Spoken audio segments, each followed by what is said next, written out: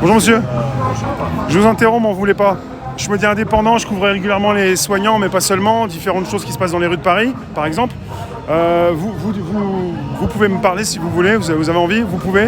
Si vous voulez, oui. Vous êtes soignant, vous êtes infirmier, vous êtes docteur. Soignant. Infirmier, ouais. Dans un hôpital?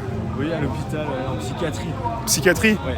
Il y a pas mal de personnes que j'ai vues qui m'ont parlé de psychiatrie en ce moment. Ouais. Et puis apparemment, j'ai l'impression, moi si je me trompe, c'est un peu le parent pauvre de la médecine, où on le met de côté, où il y a encore moins de budget. Le parent encore plus pauvre de la médecine actuellement, mais... on s'occupe pas trop du côté psychologique, quoi. Pas trop, oui, ils sont assez oubliés, ouais. Qu'est-ce que vous pensez de la situation actuelle? Qu'est-ce qui vous vient à l'esprit? Vous êtes enragé? Vous êtes dégoûté, dépassé?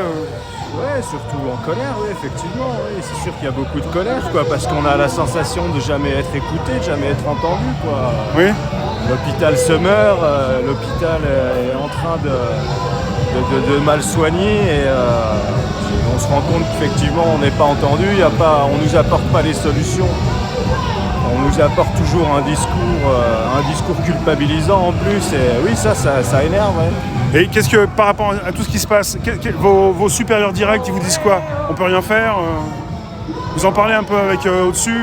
Bien sûr, oui, parce que nous on est représentant syndical en plus, donc on négocie avec les directeurs fréquemment, mais c'est vrai qu'eux ils ont leurs directives, hein, mais qui viennent de plus haut, quoi. Donc vous savez ce qui se passe, c'est les décisions politiques qui ne sont pas prises, c'est ça? Les décisions politiques, c'est de toute façon de réduire l'argent dans les hôpitaux, on en est bien conscient. Pour 2021, il y a une suppression nette de centaines de millions d'euros, c'est ça? Suppression d'argent, suppression du coût de lits, de moyens, tout ce qu'on réclame en fait, quoi, et qu'on n'a pas, et qui au contraire diminue d'année en année, quoi.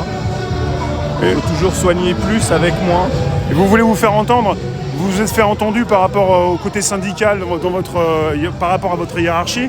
Et là, vous voudriez parler à qui? Au ministre de la Santé ou... Au ministre de la Santé, ouais. Et puis à tout le gouvernement pour qu'ils entendent la souffrance des soignants, et, que l'hôpital se meurt, que les patients sont mal soignés et que les soignants ont besoin, les soignants veulent faire leur travail consciencieusement, correctement, mais on ne leur donne pas le moyen de le faire.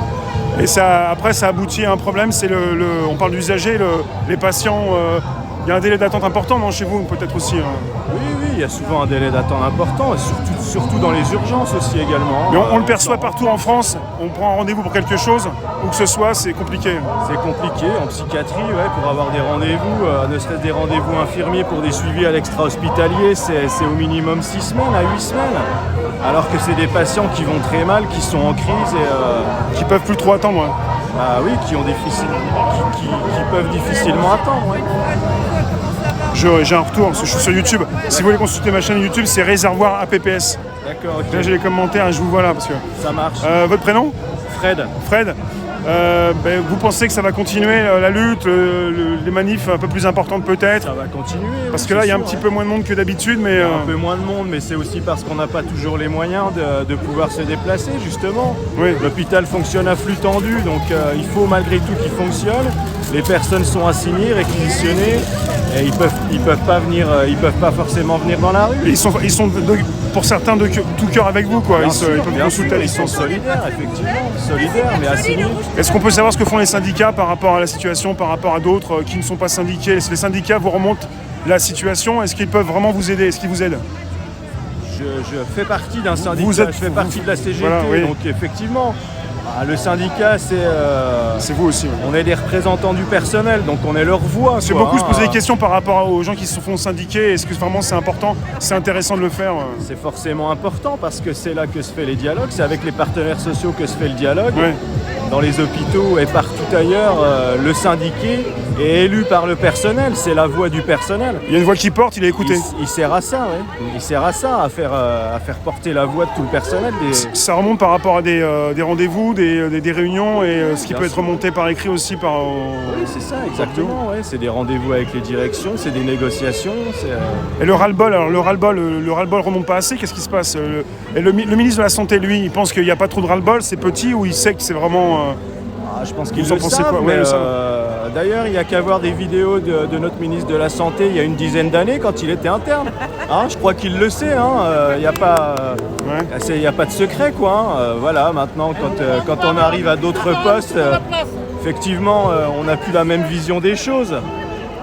Et au plus haut, la direction, elle vous dit quoi? Enfin, ces personnes qui remontent l'information, elles vous disent d'attendre ou... Les directions, vous savez, ils ont des missions, ils sont missionnés, ils ont des primes de performance pour atteindre leur objectif. Alors forcément qu'ils sont un peu pieds et poings liés. Calme le jeu, quoi. En fait, ils calment un peu tout le monde. Et ils ne font qu'appliquer les directives des ARS et les ARS appliquer les directives qui viennent du ministère. On le sait, ils ont. De toute façon, si au plus haut de l'État, on ne donne pas d'argent localement, on ne pourra pas faire fonctionner les hôpitaux et les directeurs ne pourront pas les faire fonctionner non plus. Il faut de l'argent, il faut des moyens, mais ça, c'est en plus haut lieu que ça se décide. Je vous remercie, bon courage pour la suite. Merci à vous. À bientôt pour la lutte. Bon bientôt, courage, merci. Merci.